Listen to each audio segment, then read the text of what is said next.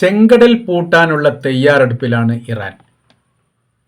Hormuz കടലിന് ശേഷം ചെങ്കടലും കൂടി അടക്കുന്നൊരു സ്ഥിതി വന്നാൽ ലോകത്താകമാനം സാമ്പത്തിക പ്രതിസന്ധി രൂക്ഷമാകും എന്നുള്ളത് ഏറെക്കുറെ ഉറപ്പാണ്. ഈ ഒരു പ്രതിസന്ധി ഒഴിവാക്കാനുള്ള വലിയ രീതിയിലുള്ള ശ്രമം അമേരിക്ക ആരംഭിച്ചിട്ടുണ്ട് എന്ന റിപ്പോർട്ട് കാണാൻ വേണ്ടി സാധിക്കുന്നു.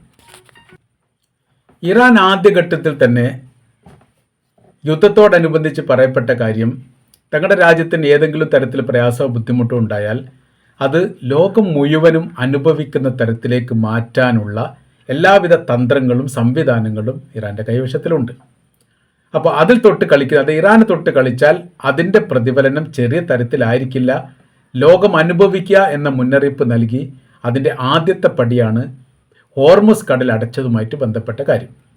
ഇനി രണ്ടാം ഘട്ടത്തിലാണ് ചെങ്കടലും കൂടി അടക്കാൻ വേണ്ടി തീരുമാനിച്ചത്. ചെങ്കടൽ എന്ന് പറഞ്ഞാൽ ഇറാൻ്റെ അതിർത്തി പങ്കിടുന്ന ദേശമല്ല, കടലുമല്ല. പക്ഷേ യമൻ്റെ ഇറാൻ്റെ മിലീഷ വിഭാഗം നിയന്ത്രിക്കുന്ന ഹൂത്തികളുടെ ഒരു മേഖലയാണ് ഈ ചെങ്കടലിൻ്റെ ഒരു ഭാഗവും അതോടൊപ്പം തന്നെ ബാബുൽ മന്ദബ് എന്ന് പറയുന്ന അതിൻ്റെ അതിർത്തി ഭാഗവും. ബാബുൽ മന്ദബ് ഏറെക്കുറെ ഹോർമുസ് കടൽ പറഞ്ഞ പോലെ ഇടുങ്ങിയിരിക്കുന്ന ഒരു ദേശമാണ്. ചെങ്കടൽ കഴിഞ്ഞ് പിന്നീട് ഹോർമുസിനെ പോലെ തന്നെയാണ് പിന്നീട് ഏത് വരുന്നത്, ബാബുൽ മന്ദബ് വരുന്നത്. ആ ബാബുൽ മന്ദബും കടന്നിട്ട് വേണം മറ്റ് കടൽ തീരത്തേക്ക് ഈ കപ്പലുകൾക്ക് എത്താൻ. അപ്പോൾ ചെങ്കടലിൻ്റെ വലിയ അതിർത്തി പങ്കിടുന്ന രാജ്യങ്ങളൊന്ന് സൗദി അറേബ്യ ഉണ്ട്, ഈജിപ്ത് ഉണ്ട്, നമുക്കറിയാം, ബഹ്റൈൻ അടക്കമുള്ള രാജ്യങ്ങളുണ്ട്. അത് അവിടെ തന്നെ നിൽക്കുന്നതല്ല, വലിയൊരു പ്രദേശം തന്നെ ചെങ്കടലുമായിട്ട് അതിർത്തി പങ്കിടുന്നത് സൗദി അറേബ്യയാണ്. അവരുടെ പെട്രോളിയം വിൽക്കണമെങ്കിൽ ചെങ്കടൽ കടന്ന് ഈ പറയപ്പെട്ട ബാബുൽ മന്ദബ് കടന്നിട്ട് വേണം ഏതൻ കടലിലേക്ക് പ്രവേശിച്ച് അറേബ്യൻ കടലിലേക്ക് മറ്റ് ഭാഗത്തേക്ക്, അത് ഏഷ്യയിലേക്കാണെങ്കിലും യൂറോപ്പിലേക്കാണെങ്കിലും അമേരിക്കൻ ഐക്യനാട്ടിലേക്കാണെങ്കിലും ഒക്കെ പ്രവേശിക്കാൻ. ഇവിടെയാണ് ഇപ്പോൾ അടക്കാൻ വേണ്ടി തീരുമാനിച്ചത്. അപ്പോൾ മറ്റൊരു റിപ്പോർട്ടും ഇതിൽ കാണാൻ വേണ്ടി സാധിക്കുന്നു. പേർഷ്യൻ കടൽ ഏറെക്കുറെ നല്ലൊരു ഭാഗവും ഇറാൻ്റെ നിയന്ത്രണത്തിലാണ്. ആ കടലിൻ്റെ അടിഭാഗത്താണ് ഇൻ്റർനെറ്റ് കേബിൾ ഉള്ളത്. മറ്റു ലോക രാജ്യങ്ങളുമായി കണക്ട് ചെയ്യുന്ന ഇൻ്റർനെറ്റ് കേബിളുകൾ ഈ കടലിൻ്റെ അടിഭാഗത്താണ്. അത് തകർക്കപ്പെടുന്നത്. അത് തകർത്താൽ രൂക്ഷമായിരിക്കുന്ന സാമ്പത്തിക പ്രതിസന്ധി ഉണ്ടാവും. ആശയവിനിമയത്തെ അത് ബാധിക്കും. ബിസിനസ്സിനെയും വ്യവസായത്തെയും റിയൽ എസ്റ്റേറ്റ് അടക്കമുള്ള സംവിധാനം തകർന്ന് തരിപ്പണമാവും. അങ്ങോട്ടും ഇങ്ങോട്ടും ബന്ധപ്പെടാൻ വേണ്ടി സാധിക്കാത്ത സ്ഥിതിയിലേക്ക് കാര്യങ്ങൾ പോകും. അങ്ങനെ ലോകത്തെ ആകമാനം ഇരുട്ടിലാക്കുന്ന തരത്തിലുള്ള സംവിധാനത്തിൻ്റെ ഒരു നിയന്ത്രണ ചരട് ഇറാൻ ഉണ്ട് എന്നുള്ളത് അമേരിക്കക്ക് വലിയ രീതിയിൽ ഭയപ്പാടുണ്ടാക്കുന്ന കാര്യമാണ്. ഹോർമുസിൽ സാധാരണഗതിയിൽ 100 മുതൽ 120 കപ്പൽ വരെ യഥേഷ്ടം പോകുന്ന ഒരു കടലിടുക്കാണ്. ഇപ്പോഴത്തെ ഈ പ്രതിസന്ധിയിൽ, ഈ രണ്ടാം ഘട്ടത്തിൽ നടന്ന പ്രതിസന്ധിക്ക് ശേഷം അവിടെ ഒറ്റപ്പെട്ട കപ്പലുകൾ, 2-3 കപ്പലുകൾ ആ തരത്തിലാണ് പോയിക്കൊണ്ടിരിക്കുന്നത്. അത് വലിയ പ്രതിസന്ധിയാണ്. ഈ കപ്പലിനെ ആശ്രയിക്കുന്ന ഈ പെട്രോളിയം കടത്തുക എന്നുള്ളത് മാത്രമല്ല, മറ്റു രാജ്യത്തേക്ക് പെട്രോളിയം കൊണ്ടുപോവുക എന്നുള്ളത് മാത്രമല്ല, ലക്ഷക്കണക്കിന് ആളുകൾ, തൊഴിലാളികൾ ജീവിതോപാധിയായിട്ട് കണ്ടെത്തുന്ന ഒരു തൊഴിൽ മേഖലയാണ് കടൽ സർവീസ് എന്ന് പറയുന്നത്. നമ്മുടെ രാജ്യത്ത് തന്നെ ഏകദേശം 75 മുതൽ പറയുന്നത്, ഇന്ത്യക്കാർ ഏകദേശം ലോകത്ത് ആകമാനം നോക്കുന്ന സമയത്ത് 75 മുതൽ 1 കോടിയോളം എങ്കിലും ആളുകൾ കടലിലെ കപ്പലുകളുമായിട്ട് ബന്ധപ്പെട്ട് അതിനെ ആശ്രയിച്ച് ജീവിക്കുന്നവരാണ്.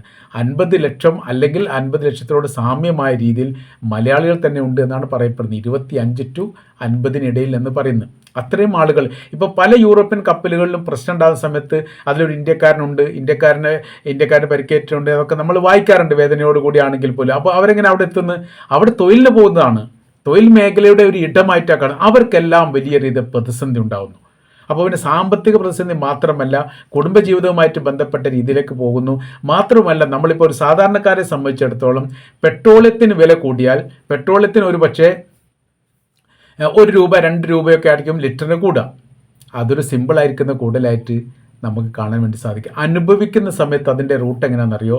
പിന്നീട് നിത്യോപയോഗ സാധനം അടക്കമുള്ള എല്ലാ സംവിധാനത്തിൻ്റെയും വില കൂടിക്കൊണ്ടേയിരിക്കും. അത് ഇപ്പോഴത്തെ ഈ പ്രതിസന്ധി വന്നതിന് ശേഷം സാധാരണഗതിയിൽ 1000 രൂപ ഒരു ദിവസം വരുമാനം കിട്ടുന്ന ഒരാൾക്ക് 1500 കൊണ്ട് പോലും ജീവിക്കാൻ പറ്റാത്ത രീതിയിലേക്ക് സർവ്വ മേഖലയിലും എന്തുണ്ടായിട്ടുണ്ട്? ഈ വർധനമുണ്ടായിട്ടുണ്ട്. അത് എല്ലാ മേഖലയും, മെഡിസിൻ മേഖലയിൽ പോലും ഉണ്ട് എന്നാണ് പറയപ്പെടുന്നത്. ഇനി ബസ് ചാർജ് വല്ലാതെ കഴിയാതെ ബസ് ചാർജ് വർദ്ധിപ്പിക്കാനുള്ള സാധ്യതകൾ അതും പറയുന്നുണ്ട്. അപ്പോൾ സർവ്വ മേഖലയും സാധാരണക്കാരെ ബാധിച്ചു കഴിഞ്ഞു. നമ്മുടെ രാജ്യത്ത് മൊത്തത്തിൽ കുറവാണ്, മറ്റു പല രാജ്യങ്ങളിലും വളരെ വളരെ കൂടുതലാണ് എന്നുള്ളതാണ് യാഥാർത്ഥ്യം. നമ്മൾ പറഞ്ഞു വരുന്ന വിഷയം ഇങ്ങനെയാണ്. അമേരിക്ക യുദ്ധം കടുപ്പിക്കും തോറും അമേരിക്കയ്ക്ക് തന്നെ വൻ രീതിയിൽ സാമ്പത്തിക ബാധ്യതയും സാമ്പത്തിക നഷ്ടവും ഭീമമായിരിക്കുന്ന പരാജയം ഉണ്ടാകുന്നു. പരാജയപ്പെട്ടുകൊണ്ടേയിരിക്കുകയാണ് അമേരിക്ക. ഏതെങ്കിലും ഒരു തരത്തിൽ ഒരു നിയന്ത്രണ ചരട് കിട്ടാനുള്ള വലിയ ശ്രമമാണ് അമേരിക്ക നടത്തുന്നത് സംഗതി.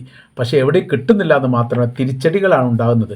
സൗദിയും ഈജിപ്തും കടന്ന് പിന്നീട് യമനിലൂടെ ഈ ഭാഗത്തിലേക്ക് പ്രവേശിക്കുന്ന കപ്പലുകൾക്ക്, പ്രത്യേകിച്ച് സൗദി അറേബ്യയുടെ ഈ പെട്രോളും വഹിച്ചുകൊണ്ടുള്ള കപ്പൽ, അപ്പോൾ ഇവിടെ അടക്കപ്പെടുന്ന സമയത്ത് പിന്നീട് വീണ്ടും സാമ്പത്തിക പ്രതിസന്ധി ഉണ്ടാകും. അത് പെട്രോളിയം ഉൽപ്പന്നങ്ങളുടെ വില വർദ്ധിക്കുന്നു. അതിനെ നിയന്ത്രിക്കാൻ വേണ്ടി അന്താരാഷ്ട്ര മാർക്കറ്റാണ് പെട്രോളിയത്തിൻ്റെ വില വർധനവ് നിയന്ത്രിക്കുന്നത് എന്നതിനാൽ ഇതിൽ അമേരിക്കയ്ക്ക് പ്രത്യേകിച്ച് റോളൊന്നുമില്ല. അമേരിക്കയ്ക്ക് ഒന്നും ചെയ്യാൻ വേണ്ടി സാധിക്കില്ല. കാരണം അവിടെ രാജ്യത്ത് 32 മുതൽ 40% പെട്രോളിയത്തിന് വില വർദ്ധിച്ചിട്ടുണ്ട് എന്ന് പറയുമ്പോൾ അതിൻ്റെ ഗൗരവം വളരെ വളരെ വലുതാണ്, നമുക്ക് ഊഹിക്കാൻ വേണ്ടി സാധിക്കുന്നതാണ്. അപ്പോൾ ഈ ഗൾഫ് ഓഫ് ഈ ചെങ്കടൽ കടന്ന് ബാബുൽ മന്ദബ് കഴിഞ്ഞ് ഗൾഫ് ഓഫ് ഏദൻ അത് കടന്നിട്ടാണ് വേണ്ടത്. ഇതിലൊക്കെ എന്തുണ്ടാണ്ട് ചെങ്കടലിൻ്റെ ഒരു ഭാഗവും ബാബുൽ മന്ദബിൻ്റെ ഒരു ഭാഗവും അതിൻ്റെ അതിർത്തിയോട് ചേർന്നിട്ട് ഗൾഫ് ഓഫ് ഏദൻ്റെ ഒരു ഭാഗവും യമൻ്റെ നേതൃത്വത്തിലാണ്. യമൻ എന്ന് പറയുന്ന സമയത്ത് ഇറാൻ്റെ ഈ മിലീഷ്യ ട്രൂപ്പാണ്, ഷിയ മിലീഷ്യ ട്രൂപ്പാണ് യമനിലുള്ള ഹൂത്തികൾ എന്ന് പറയുന്നത്. അപ്പോൾ ഇറാൻ ഒരു പ്രയാസം ഉണ്ടാകുന്ന സമയത്ത് അത് ഹൂത്തികൾ ഇടപെടുകയും ഇറാൻ ഒരു കാര്യം പറഞ്ഞാൽ ഹൂത്തികൾ അത് അനുസരിക്കുകയും ചെയ്യും. അപ്പോൾ ഹൂത്തികളെ വെച്ചുകൊണ്ട് ചെങ്കടൽ പൂട്ടാനുള്ള ശ്രമം കൂടി ഇറാൻ നടത്തുന്നു എന്ന് പറഞ്ഞാൽ അത് നിസ്സാരമായിട്ട് കാണാൻ വേണ്ടി സാധിക്കില്ല. വളരെ വളരെ ഗൗരവമുള്ള വിഷയമാണ്. ഇതിൽ മറ്റൊരു വേർഷൻ നമ്മൾ പറയുന്ന സമയത്ത് 2025, 24, 25 പ്രതിസന്ധി ഉണ്ടായിട്ട് 25 രൂക്ഷമായിരിക്കുന്ന ഏറ്റുമുട്ടൽ നടക്കുന്നത് അമേരിക്കയും ഹൂത്തികളും തമ്മിൽ ചെങ്കടലിൽ വെച്ചിട്ടാണ് ഈ ഏറ്റുമുട്ടൽ. ശക്തമായിരിക്കുന്ന ഏറ്റുമുട്ടൽ നടന്നു. അപ്പോൾ ഇവർക്ക് സഹായത്തിന് അമേരിക്കയെ സഹായിക്കാൻ വേണ്ടി ലോകരാജ്യങ്ങളോട് പറഞ്ഞു, ലോകരാജ്യം യൂറോപ്യൻ അടക്കം രാജ്യങ്ങളോട് പറഞ്ഞു ബ്രിട്ടൻ സഹായിക്കാമെന്ന് ഏറ്റവും. അങ്ങനെ ബ്രിട്ടൻ്റെ കപ്പലെത്തി. പിന്നെ ഈ കടലിൽ നിന്ന് വലിയ രീതിയിൽ ആക്രമണം നടന്നു. 15-ലധികം ആളുകൾ മരണപ്പെട്ട വിവരങ്ങളൊക്കെ ഓരോരോ ദിവസങ്ങളും പുറത്തു വന്നിട്ടുണ്ട്. 3 ദിവസം അങ്ങനെ തുടർച്ചയായിട്ടുണ്ട്. 12, 13 ആ രീതിയിലൊക്കെ യമനിൽ മരണപ്പെടുന്നത്. സൈനികർ തന്നെ 8ഓളം ആളുകൾ കൊല്ലപ്പെട്ട സംഭവങ്ങൾ റിപ്പോർട്ട് വന്നിട്ടുണ്ട്. പിന്നെ അതിൻ്റെ റൂട്ടിനൊക്കെ മാറ്റം വന്നു. ഏതായിരുന്നാലും സംഭവങ്ങൾ അങ്ങനെ വലിയ രീതിയിൽ ആക്രമണം നടന്നു. പക്ഷേ ഹൂത്തികളെ തോൽപ്പിക്കാൻ അമേരിക്കയെ സാധിച്ചിട്ടില്ല. അതിന് അമേരിക്കയുടെ സൈനിക മേധാവി പറയുന്ന ഒരു കാരണമുണ്ട്. ഹൂത്തികൾ ഏത് തരത്തിലുള്ള മിസൈലുകൾ പായിച്ചാലും തങ്ങൾക്ക് പ്രതിരോധിക്കാൻ വേണ്ടി സാധിക്കും. പക്ഷേ ആ മിസൈൽ ഏതാണെന്നുള്ളതും അതിൻ്റെ ശക്തി എത്രത്തോളം ഉണ്ട് എന്നും തങ്ങൾക്ക് മനസ്സിലാകണം. അങ്ങനെ ആകുന്ന സമയത്ത് മാത്രമേ പ്രതിരോധിക്കാൻ വേണ്ടി സാധിക്കൂ. ഹൂത്തികൾ ചെയ്യാറുള്ളത് ഒരു പ്രാവശ്യം ഉപയോഗിച്ച മിസൈലായിരിക്കില്ല പിറ്റത്തെ പ്രാവശ്യം ഉപയോഗിക്കുക. വേഗതയ്ക്ക് മാറ്റം ഉണ്ടാവും, കാഠിന്യത്തിന് മാറ്റം ഉണ്ടാവും, അതിൻ്റെ സ്ഫോടന ശക്തിക്ക് മാറ്റം ഉണ്ടാവും. അങ്ങനെ വ്യത്യസ്ത തരത്തിലുള്ള മിസൈലുകൾ പ്രയോഗിക്കുന്ന സമയത്ത് എത്രത്തോളം ശക്തിയുള്ള മിസൈലാണ് തങ്ങളുടെ നേരെ വരുന്നത് എന്ന് മനസ്സിലാക്കിയിട്ട് അമേരിക്കയ്ക്ക് പ്രതിരോധിക്കണമെങ്കിൽ അതിൻ്റെ കാഠിന്യം ആദ്യം അറിയണം. അതറിയാനുള്ള ഒരു സംവിധാനമില്ല. അവിടെയാണ് ഹൂത്തികൾക്ക് മുമ്പിൽ അമേരിക്ക പരാജയപ്പെട്ടു. ഏറ്റവും ഒടുവിൽ അമേരിക്ക പറഞ്ഞിരിക്കുന്ന കാര്യമുണ്ട്, നമുക്ക് മധ്യസ്ഥരാവാം, നമുക്ക് പ്രശ്നം പരിഹരിക്കാം, വെടിനിർത്തലാവാം. അങ്ങനെ 2 കരാർ മാത്രം മുന്നോട്ട് വെച്ചു. ആ കരാർ പ്രകാരമാണ് വെടിനിർത്തൽ വ്യവസ്ഥ ഈ യമനിലെ ഹൂത്തികളും അമേരിക്കയും പരസ്പരം സമ്മതിച്ചുകൊണ്ട് ഒരു ഉടമ്പടിയായിട്ട് പ്രഖ്യാപിച്ചു. അതിൽ പറയുന്ന കാര്യം, ഒരു തരത്തിലും യമനെ ആക്രമിക്കാൻ പാടില്ല, അമേരിക്ക യമനെ ആക്രമിക്കാൻ പാടില്ല. അതേപോലെ തന്നെ ചെങ്കടൽ കടന്നു പോകുന്ന അമേരിക്കയുടെ കപ്പലിനെ യമനിലെ ഹൂത്തികളും ആക്രമിക്കാൻ പാടില്ല. ഈ 2 കരാർ വ്യവസ്ഥ പൂർണ്ണമാക്കുക എന്നതിനപ്പുറമായ രീതിയിൽ ഇതിനോട് കൂട്ടിച്ചേർക്കുകയോ വെട്ടിക്കുറുക്കുകയോ ചെയ്യുന്നൊരു പ്രവർത്തനം 20ഓളം കരാർ വ്യവസ്ഥകളൊക്കെ അമേരിക്ക കൊണ്ടുവന്നിരുന്നു. ഒന്നിനും തങ്ങൾ തയ്യാറല്ലെന്ന് ഹൂത്തികൾ പറഞ്ഞു. അന്നത്തെ രാത്രി വീണ്ടും ആക്രമണം ഉണ്ടായി. പിന്നീട് കരാറാവാം, പ്രശ്നങ്ങൾ തീരട്ടെ എന്നതിൻ്റെ അടിസ്ഥാനത്തിലാണ് കരാർ വ്യവസ്ഥ ഉണ്ടാക്കുന്നതെന്ന് ചുരുക്കം. അപ്പോൾ ഹൂത്തികൾ എന്ന് പറഞ്ഞാൽ ഒരു രാജ്യത്തിൻ്റെ സൈനിക സേവകരൊന്നുമല്ല, രാജ്യത്തിന് വേണ്ടിയിട്ട് പ്രതിനിധാനം ചെയ്യുന്ന ഒരു വിഭാഗവുമല്ല. യമൻ എന്ന് പറയുന്ന രാജ്യത്തിൻ്റെ അകത്തുള്ള വിമതപക്ഷമായിരിക്കുന്ന ഒരു വിഭാഗമാണ്. അത് ഇറാൻ്റെ മിലിഷ്യ വിഭാഗമായ ഷിയ മിലിഷ്യ വിഭാഗമായിട്ട് അറിയപ്പെടുന്ന ഹൂത്തികൾ.